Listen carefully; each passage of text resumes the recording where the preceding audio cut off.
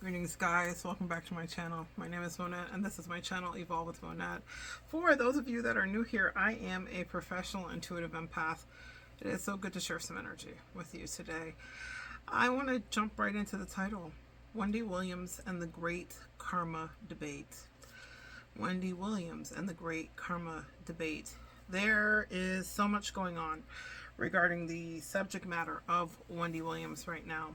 Wendy Williams is a Cancerian woman who literally made and paved the way. She was a woman, well, gosh, not was, she is. Was is coming because of what we've seen lately, and I want to weigh in on that. She definitely fashioned herself really after no one, but shock jocks were a thing, and she was a woman shock jock who stood on business, as the kids say, stood on business, stood her ground, stood up to some of the most incredible powers that be, like Sean P. Diddy Combs, who used to get away with murder. Looks like his karma's caught up with him, actually. Talk about karma. There's a spin for you there. People seem to be championing, to some degree, not everybody, but the downfall of what's happened with Wendy. If you don't know, recently she was diagnosed with dementia.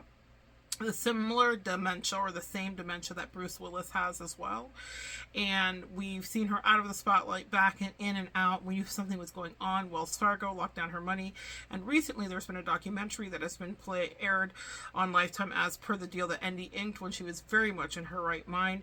And very cleverly, I think the family kind of co-opted it to get it to be seen that her handlers are indeed crooked, and that people are seeing green, and I mean money and greed, when it comes to Wendy, and that she and this conservatorship is for the birds and is absolutely literally taking away Wendy's, I think, $40 million plus worth. So let's talk about that. Wendy Williams used to air out everyone's business. If you didn't know her for being a shock jock and being in Jersey and being in New York and being on the airwaves and being chased out of radio stations literally by Diddy and the like, not even allegedly, literally they've talked about it. She's interviewed him on the show. You can see very tense exchange of her being like, you used to be mad at me. Wendy was fearless. She had tea to reveal, and she would reveal it. And that tea, sometimes, she was one of the first people to talk about Diddy's alleged different proclivities sexually. She was one of the first people to reveal so much. I can't even begin to name it all, but she was on top of it. And she famously got into feuds on camera with Whitney Houston, with every kind of celebrity, from the biggest to the smallest. Wendy had no fear. She would always sit in that purple chair in her show, and she would say it like you mean it, but she would say, I had to choose. Do I want to be in the Hollywood glitterati parties, or do I want to get the news to you? And so she didn't fraternize. Her son was her everything. He was her world, and her man. Thank you to her man. The truth of the story as it is unfolding, but as I see it here, is that Wendy actually is lost so much, and it's to the detriment of her man. Thank you to her man. Wendy was incredibly male identified, and the man that we're speaking about was her husband, Kevin, or Kelvin Hunter. His alias name came out not long after he cheated on her, and I believe that is really what broke Wendy. You know, my intro here is I'm a professional intuitive empath, and I'm going to tell you what I think and what I feel intuitively about this, but I'm going to tell you a little personal story here as well. I have an aunt who to this day is still with us, but she got early onset dementia, very similar to what Wendy's been diagnosed with, and Bruce Willis. She was very young, but she had a husband very much like Kelvin's. And I lived with her for a year. And I remember seeing his infidelities. This is when I was like maybe 15 or 16. After my father passed, my mom sent me to live with this aunt to kind of get out of my hometown and out of everything that was going on around that and my father's death. And I watched this aunt, who was like a staunch Christian woman, pour everything into her man. Thank you to her man. And he cheated on her rampantly, like outwardly. She raised his kids that came after her child. She did so much. She gave so much. And she was just a smart smart as a whip, just smart, smart, smart. She was a bank executive, and she was so powerfully good at everything she did, and I loved her. But I would question her even as a teenager. Why do you put up with this? Why do you allow this? And she would tell me about how everything is sanctioned under the marital bed, and God said, and her man, essentially, thank you to her man, far before that was ever a thing. And all she ever wanted, and all she ever craved, and all she ever prayed for was for her man to come home and take care of her. And he would send them beautiful dresses and show up for all of the holidays and show face at church, but he was an absolute man whore, just absolutely. And I despised him, like toe to toe despised him, like went toe to toe with him. Actually got kicked out of the house because I decided to tell him about himself on behalf of my aunt, which she never asked me to do. But let it never be said that I've not been outspoken, even when my voice has been trying to be suppressed. And this blue hair specifically is for the throat chakra. So yes, if you might have came here to hear about Wendy, you're going to learn a little metaphysics too. Blue has to do with the throat chakra and speaking your truth. Little green on top too for the heart chakra. For my heart going out to Wendy, absolutely. What I will tell you though is that,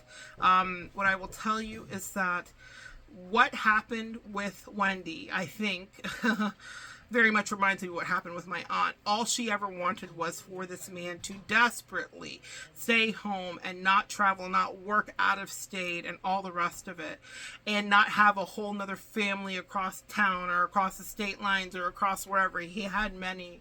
All she ever wanted was that level of fidelity from him. And I didn't see that it was at all, like the irony of what happened to her wasn't lost on me. She didn't give herself dementia, and it wasn't her karma. When I say if she was as good as she could have been, there was no karma there. It's, in fact, we all asked, why did this happen to her? She was healthy. She cooked all her food from scratch. She didn't eat like a lot of processed American things. She's West Indian. I didn't understand why this was her fate.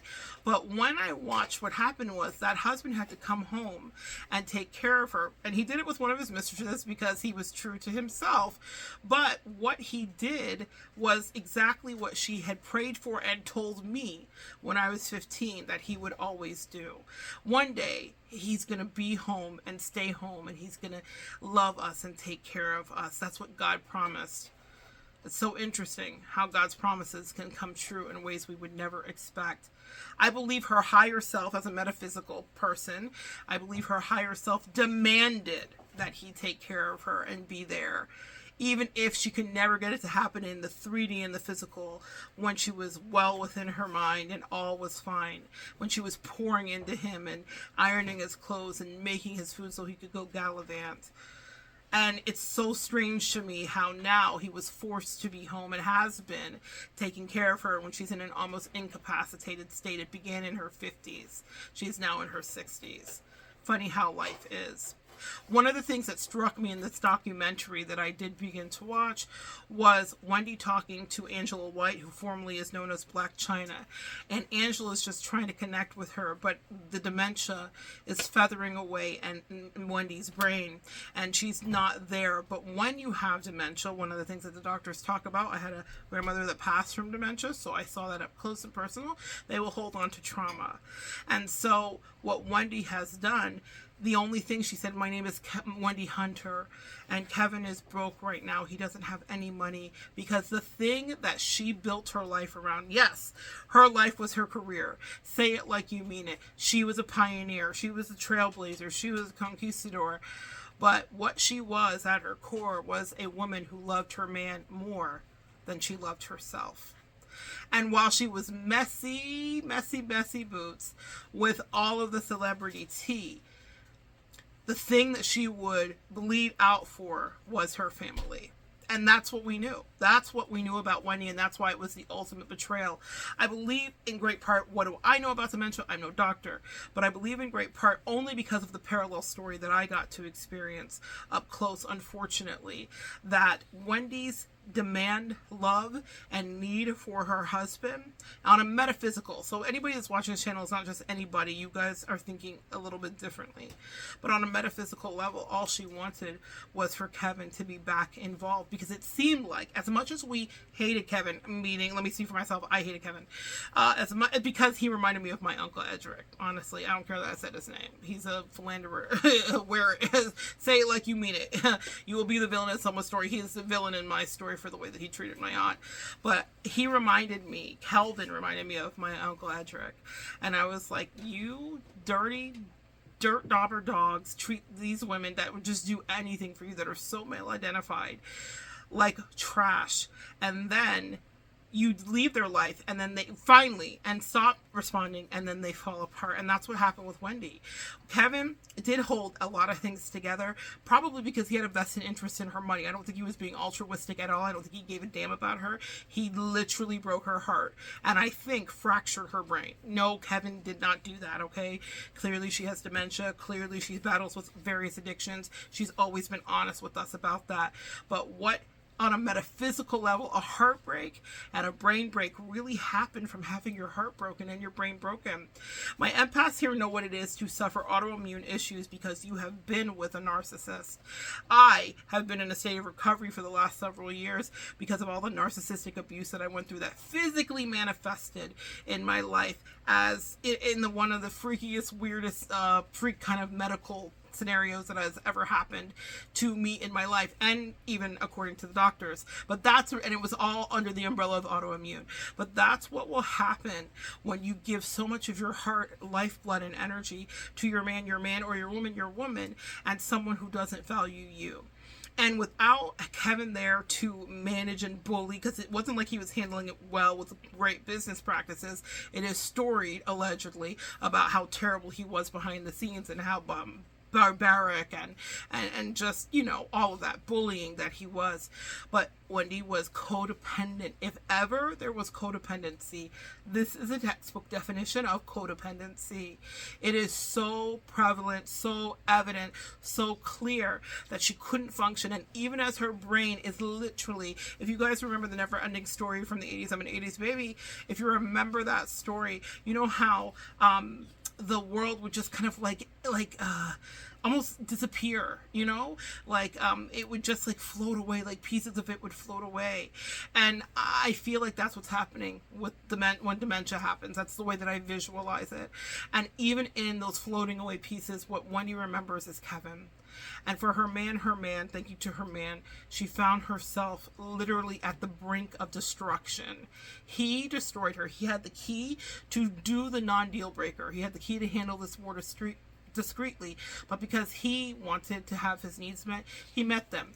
There's a lot to be said about karmic partners, and I have a lot of feelings about that, but let's focus on the karma of Wendy. People say because she treated people a certain kind of way, she deserves to be treated that way, or this is her karma. They say it's not a coincidence that she used her voice to injure people and to spill people's tea without their permission and to drop stories and to tell the tales out of school, if you will. And then this is the very thing that she was her pride and joy beyond her son, and her man was her voice and her ability to communicate, to be this journalistic person that evolved from just messy tea and drug addiction into a daytime syndicated television show where we all were saying it like we mean it. How you doing? Wendy broke barriers. Wendy got keys to the city. Wendy was lauded as a queen with her Cancerian mother energy. Cancerians are considered the quintessential mother of the zodiac. It is a sign of mother. So she loved her son. It was everything for her son. And the great irony that now her son can't even profit off of, not in a bad way, meaning she always said, I want to give Kevin this money. Everything is for Kevin Jr. That's her son. And people say this is her karma because she interrupted people's family flow and this and that. And she didn't care. And if someone was sick, she would have talked about their dimension, made fun of them and what they were wearing, and they missed a button. Wendy was ruthless. She was brutal. But I don't know that this is karma. I think that what else is going on here is the metaphysical higher self demand that Kevin once again be her man.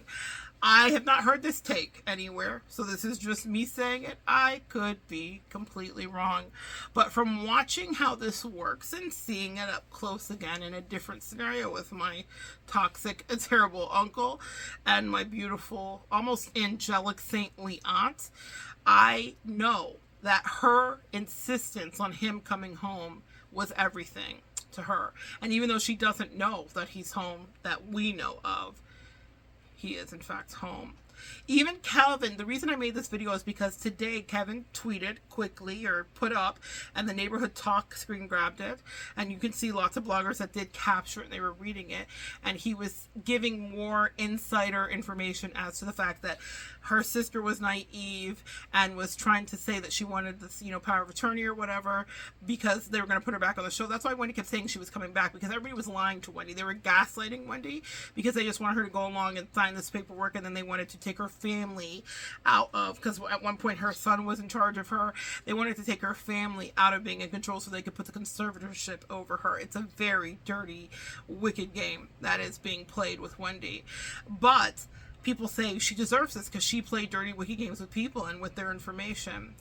I believe that this is not Wendy's karma. I believe this is the cards that Wendy was dealt. You can call it karma if that's what you deem to do so. But it's not even because I favor Wendy. Wendy was out of pocket. Wendy was wild. Wendy said offensive things to me at times. So I was like, what are you even talking about?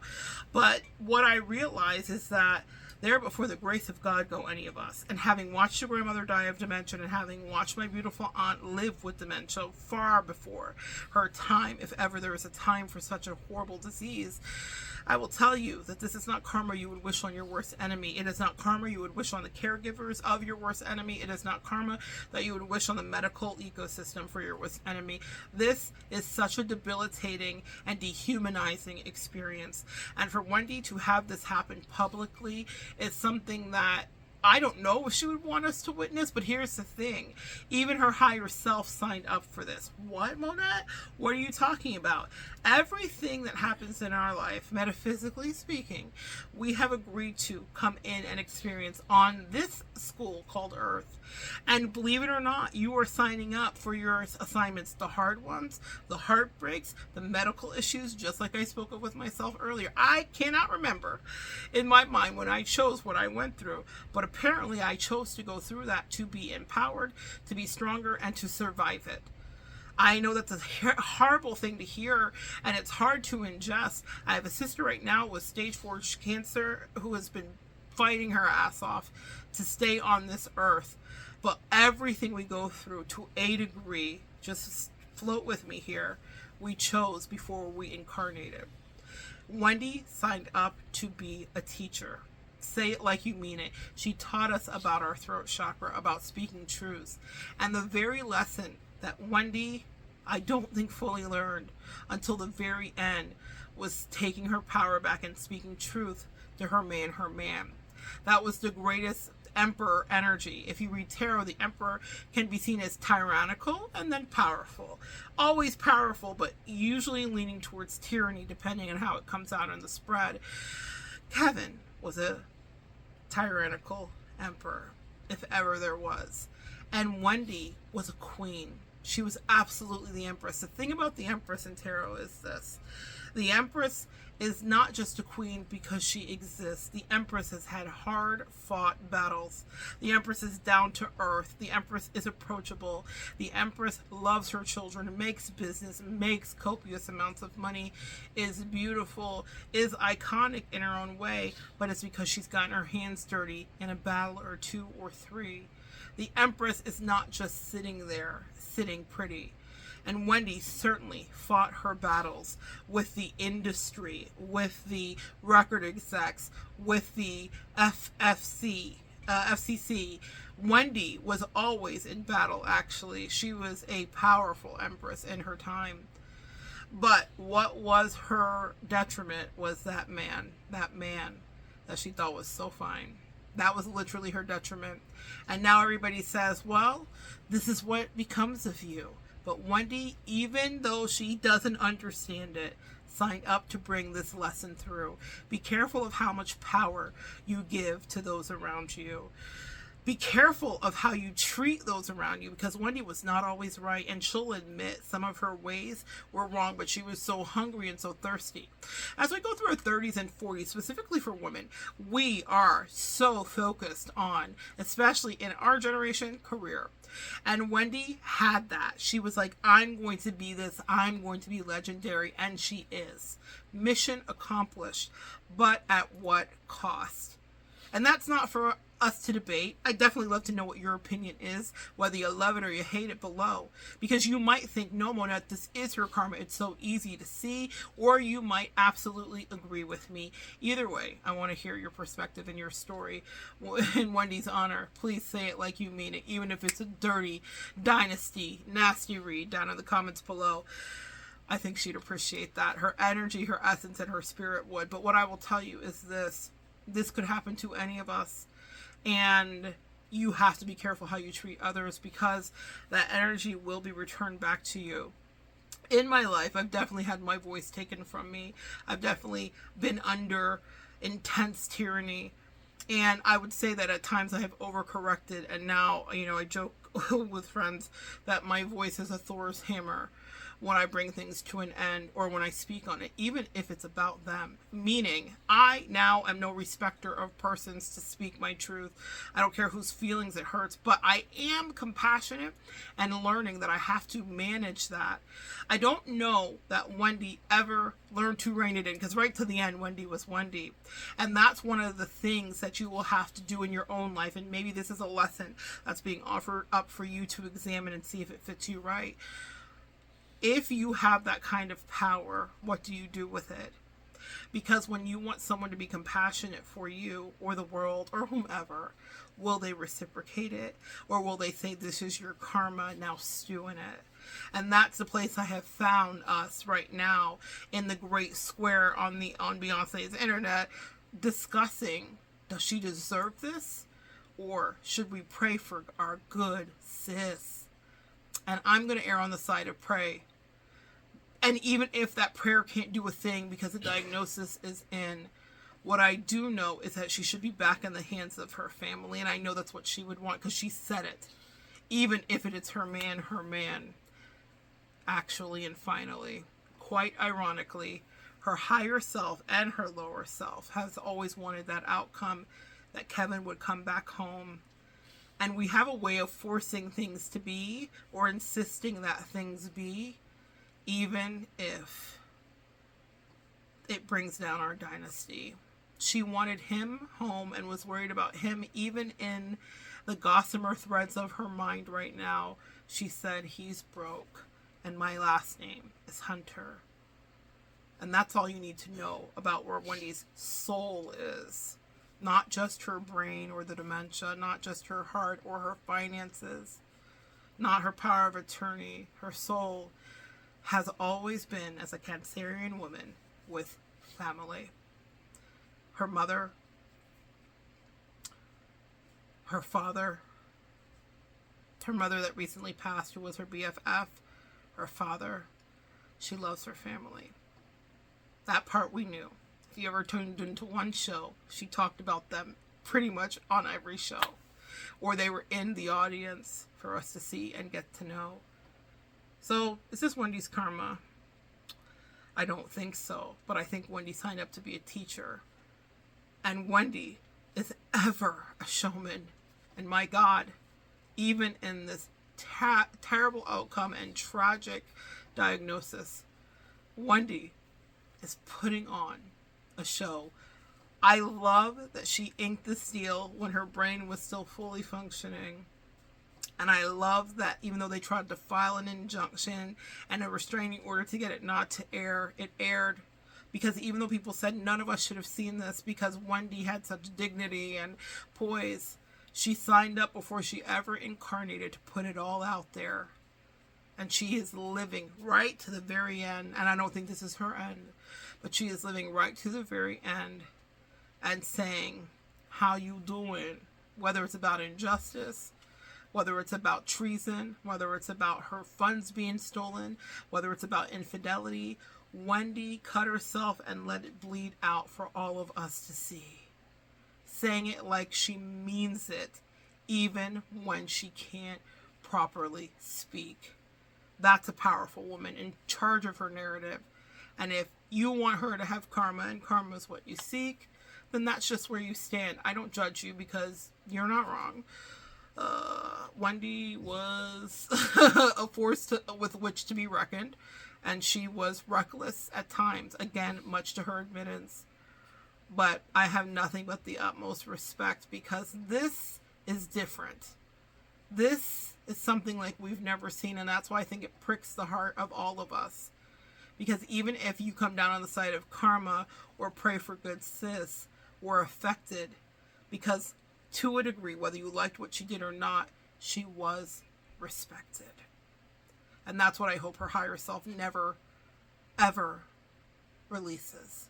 That she is respected, that she achieved greatness, and that she was a legend.